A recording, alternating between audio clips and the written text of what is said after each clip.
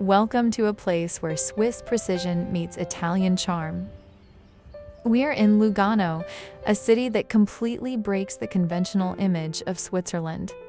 Instead of snow-capped peaks, you've got palm trees. And instead of a rigid pace of life, there's this light, relaxed, dolce vita vibe. Look at this water. Lake Lugano is the heart of the Ticino region.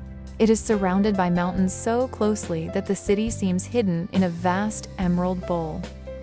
This place is often called the Swiss Rio de Janeiro, and very soon you will understand why. We will walk through narrow paved streets where the scents of fresh espresso and warm focaccia mingle in the air. Here, people speak Italian, smile at passers-by, and are never in a rush. In this video, I'm taking you to the most photogenic spots, heading up to the best viewpoints, and showing you what life is really like in the sunny south of Europe's most expensive country. It has been a truly perfect day in Lugano, warm and sunny, with a light breeze bringing freshness off the lake. We're starting our walk right from the train station. Since Lugano is a hilly city, we have a leisurely downhill stroll ahead of us. The path winds lower and lower, revealing beautiful views of the city, the rooftops, and the surrounding mountains. This walk is a journey in itself, one where you really don't want to rush. As we descend, one of the city's most beautiful churches comes into view, Santa Maria degli Angioli. It's as if it's there to welcome everyone heading toward the center.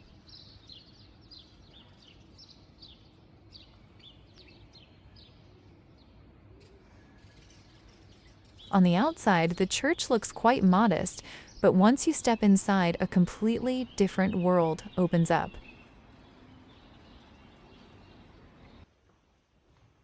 Here you can see works by Bernardino Luini, a pupil of Leonardo da Vinci.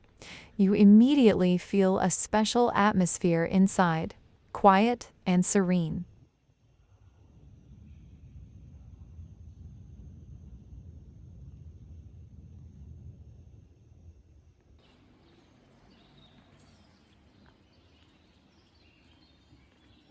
Leaving the church behind, we continue our descent into Lugano's old town with its narrow alleys, warm-toned facades, tiny squares, and flower-filled balconies. You immediately feel the southern, almost Italian character of the city, even though we're technically still in Switzerland. Lugano is located in the Ticino canton, the country's only Italian-speaking region. This is exactly what creates such a unique vibe. Swiss organization and infrastructure blended with a more relaxed, expressive Italian way of life.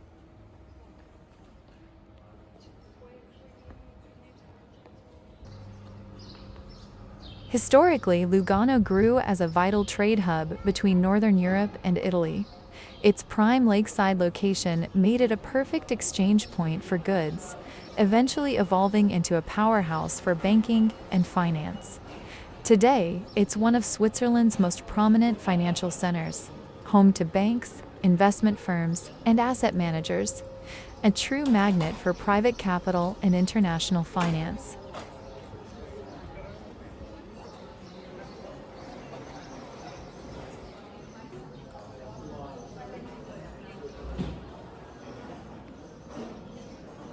Yet, it feels nothing like a typical business metropolis. There are no skyscrapers or frantic crowds. Instead, everything is compact, quiet, and pristine. The city's wealth shows up in the quality of life, the manicured streets, and the general sense of stability rather than in visual busyness. That's what makes Lugano so fascinating. It's a lakeside resort, a historic settlement, and a modern financial hub all rolled into one.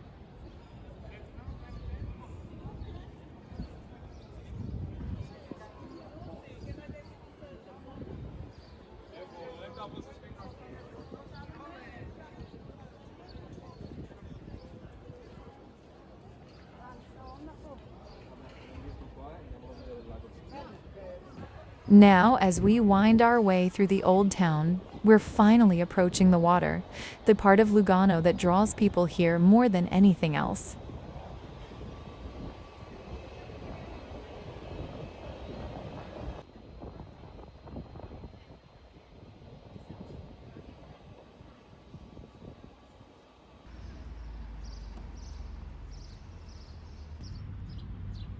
Stretching out in front of us is the crown jewel of Ticino, the majestic Lake Lugano.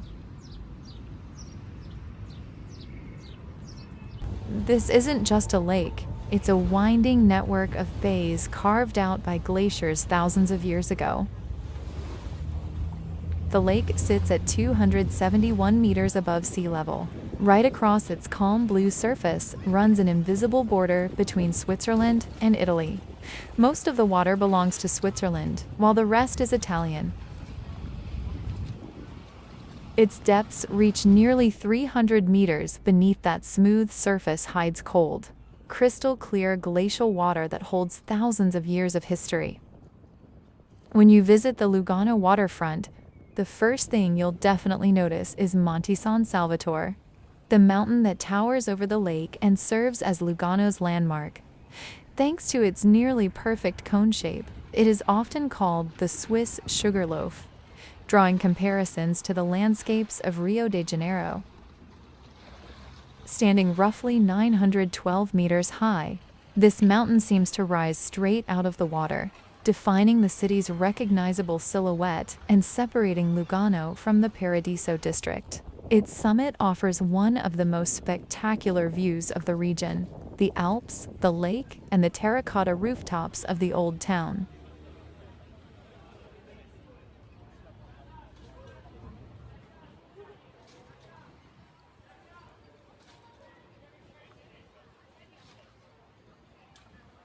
To your left sits Monte Brè, another Lugano peak, standing about 925 meters tall. It's officially known as the sunniest spot in Switzerland. Unlike the more rugged and rocky San Salvatore, its slopes are gentler, dotted with Mediterranean greenery and elegant villas. Right at its base is Gandria, an ancient fishing village where time seems to stand still and narrow cobblestone streets still lead directly to the water.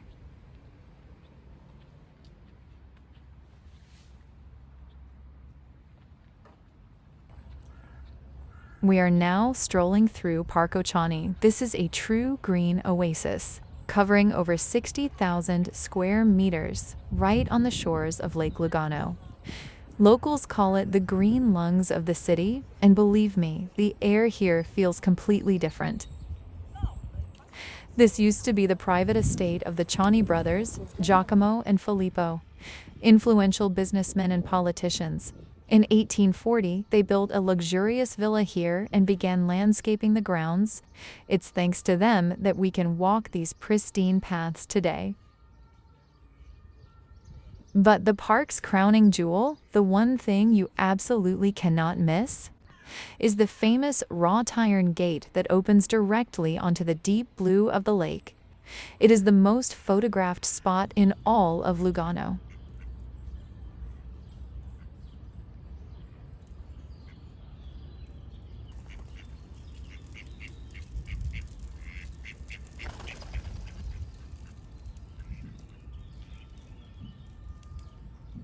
In 1912, the city purchased the estate and opened the park to the public. What is truly striking here is the sense of balance. On one side, you have a formal English garden with manicured lawns and classical statues. On the other, a lush explosion of subtropical nature. Thanks to Ticino's unique microclimate, palm trees, magnolias, and camellias thrive here alongside rare giant sequoias.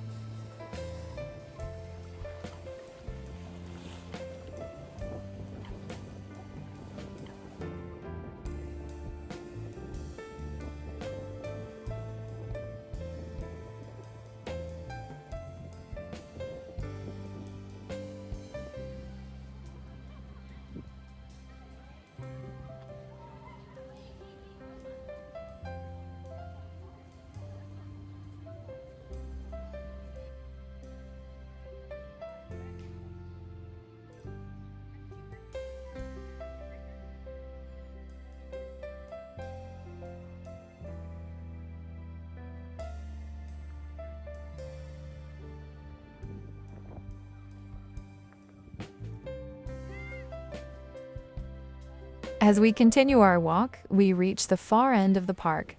Here, the landscape gets a bit wilder, and the paths lead us right to the mouth of the Cassarate River. This area features a dedicated recreation spot with a small beach.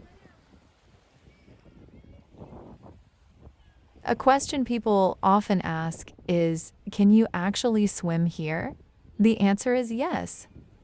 The water in Lake Lugano is considered some of the cleanest in Europe. However, there's a catch. It's glacial. The official season kicks off in mid-June and runs through late August.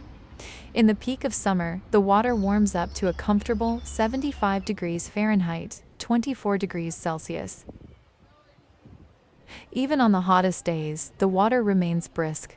Right here by the park, the current from the Cassarate River can bring in cooler flows, so be ready for a refreshing contrast.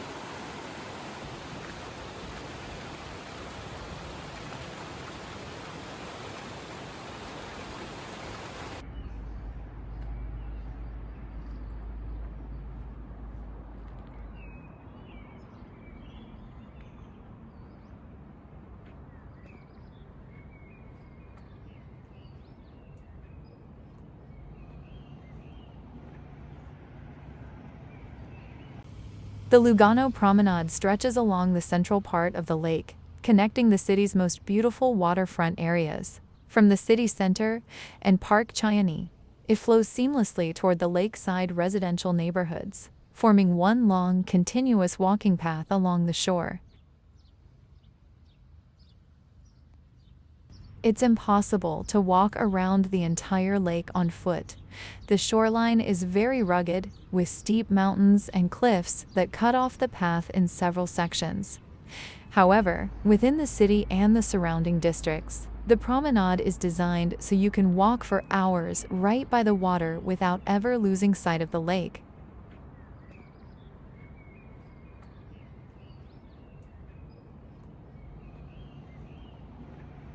Taking a broader look, the lake is dotted with small towns and villages like Gandria, Morcote, and other coastal settlements. They look like tiny, self-contained worlds perched on the mountainsides, while each is open to the lake in its own way. You usually can't get from one to the other by walking directly along the shore. Because of this, the water transport system is highly developed. Regular ferries and tourist boats crisscross the lake, connecting Lugano with these villages and even the Italian side. These aren't just for sightseeing. They are a fully functional transit system that locals still use for their daily commute.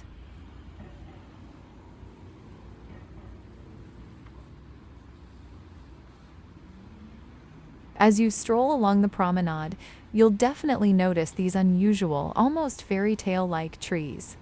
Their trunks seem to end in strange knots or knobs. These are the famous Swiss plane trees. This whimsical shape isn't a quirk of nature, but the result of meticulous gardening. The pruning technique is called pollarding. Every winter, the branches are cut back to the exact same spot, which causes these distinctive growths to form over time. These trees are a true symbol of Swiss waterfronts. You'll see them here in Lugano and all along Lake Geneva. They are planted this way for a very practical reason. It allows gardeners to strictly control the height of the canopy. This ensures the trees don't grow out of control and block the views of the mountains and the lake for residents and tourists. In the winter and early spring, the bare branches with their knotted fists look like surreal art installations. But in the summer, a thick cluster of branches with massive leaves sprouts from each knob, transforming the trees into a dense green canopy that provides perfect shade over the promenade's iconic red benches. It's the ultimate example of Swiss order. Even nature is trimmed to perfection to enhance the landscape, not hide it.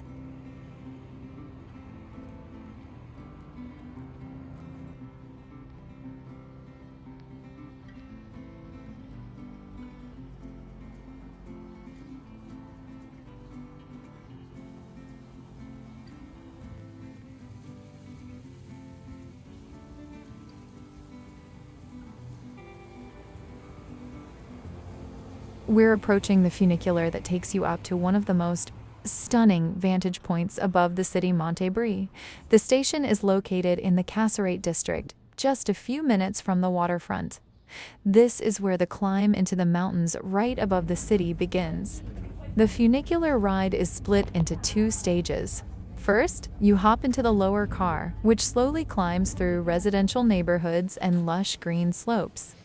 Even at this stage, you start getting beautiful views of the Lugano rooftops and the lake. Then comes the transfer. It's very straightforward and only takes a couple of minutes. You just hop out and board the second funicular, which takes you even higher toward the summit. The entire ascent takes about 15 to 20 minutes, but in that short time, the scenery completely transforms from city streets to a true alpine atmosphere. And here we are at the top of the mountain. This spot is famous for being one of the sunniest places in Switzerland, and you can really feel a different vibe here. It's quiet, peaceful, and the air feels incredibly fresh. The summit offers a panoramic view of all of Lugano, the lake, and the surrounding mountains. On a clear day, you can see for miles. It's one of those places where you just want to stop and soak it all in. At the top, there's a small village with traditional houses, cozy restaurants with terraces, and several lookout points perfect for photos.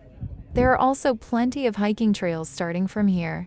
For example, you can hike all the way back down to the lake or head towards some of the picturesque neighboring villages. The trails are gorgeous, winding through forests and past scenic overlooks.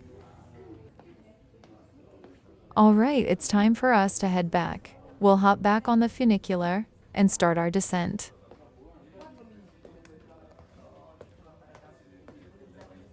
This time, I'm making sure to film the ride itself.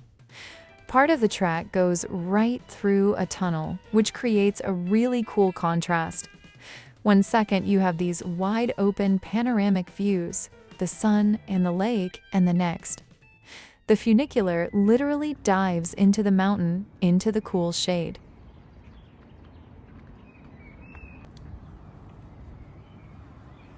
This time around, I've decided not to go all the way to the top.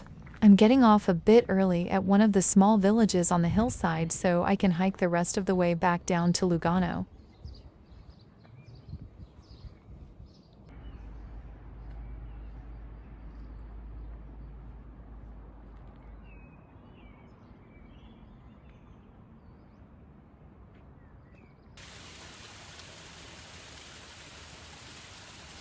And here we are, back in Lugano's old town. I'm recording this video in the morning because I wanted to experience the city at this specific time, before the crowds and the hustle and bustle take over. During the day, when the tourists are out in full force, the vibe is completely different. You find yourself focusing more on the people around you than the city itself, and you lose that connection to the place. But in the morning, it's the opposite. It's quieter, more peaceful, and you feel like you truly have the city to yourself. Right now, I'm just wandering through these streets without a plan. I'm soaking it all in, noticing the little details like the facades, the shutters, the flower-filled balconies, and the narrow alleyways. But there is one building on our path that stops even the most seasoned traveler in their tracks: Palazzo Pagnamenta. Built in 1909, its facade is a true tribute to the Belle Epoque style. Just look at that corner balcony. It's not just part of a house. It's like jewelry crafted from stone and metal.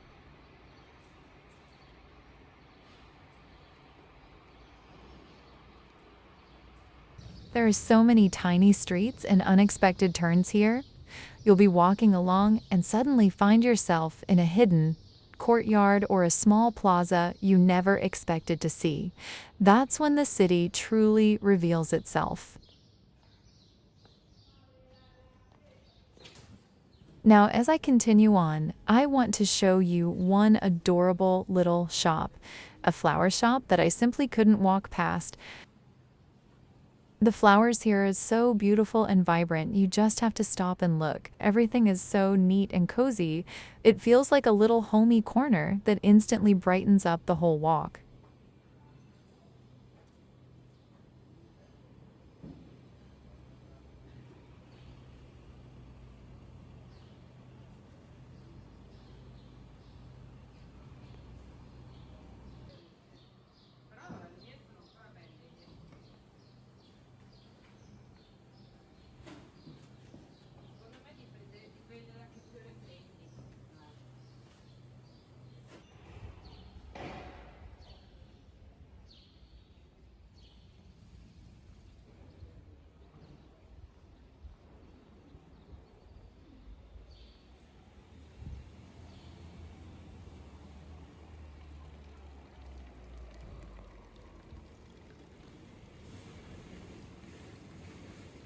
Another detail that caught my eye are famous porticos, which have become the architectural symbol of the city. These covered galleries, with their rhythmic arches and massive columns, stretch along the central streets, creating a unique space where the private and public worlds meet. Walking under these vaults feels like stepping into an endless corridor, where the city's hustle and bustle is softened by a sense of coziness and shelter. It stays cool in the summer heat and dry when it rains. The architecture of these passages, heavily inspired by the Lombard style, turns the streets into a literal gallery. You can really feel this on Via Nassa and Via Piscina, where luxury boutiques and old-school food shops sit side by side under the arches. The porticos act like a natural lens. Through their frames, the city unfolds in fragments, like a series of cinematic shots.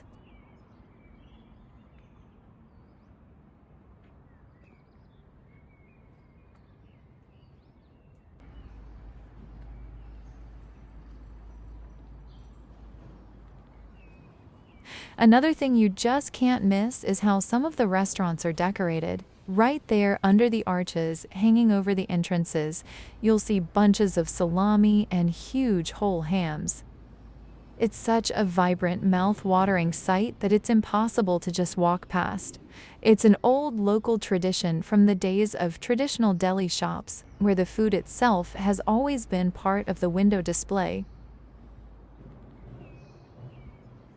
You know, I put off visiting Lugano for a really long time, even though Switzerland has always been my benchmark for beauty, with Zurich's incredible energy and Bern's captivating grandeur. For some reason, I just never made it to Lugano. But finally, I'm here. And now I'm having second thoughts. I think Lugano might actually become my favorite city in the entire country. It has absolutely everything I look for in an ideal place: the majestic mountains, the mirror-like lake, and the architecture itself, which is so cozy yet elegant. But the main thing is the vibe. Lugano is surprisingly laid back. There's no rush, just pure tranquility and aesthetics in every detail. Honestly, it's now my personal number one, not just in Switzerland, but in all of Europe. I think Lugano is the biggest discovery of my trip and quite possibly the most harmonious place in all of Switzerland.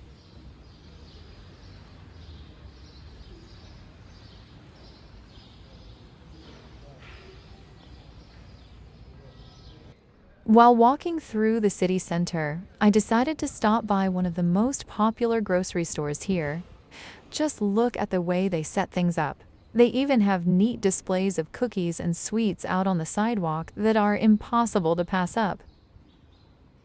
Once you step inside, it's honestly overwhelming. I mean, you can't come to Switzerland and not talk about Swiss chocolate, right? We all know how delicious it is and how much it's prized around the world. It's not just a dessert, it's a true symbol of the country. I want to show you the variety here. Everything from the famous bars to boxes of cookies that look so aesthetic you'd want to buy them just for the packaging. As much as I'd love to stay, I've got to run to the station. My train is leaving soon. Thanks for spending the day with me. I really hope I was able to share at least a little bit of the city's cozy vibe and atmosphere with you. I hope you enjoyed it as much as I did. See you in the next video. The adventure continues.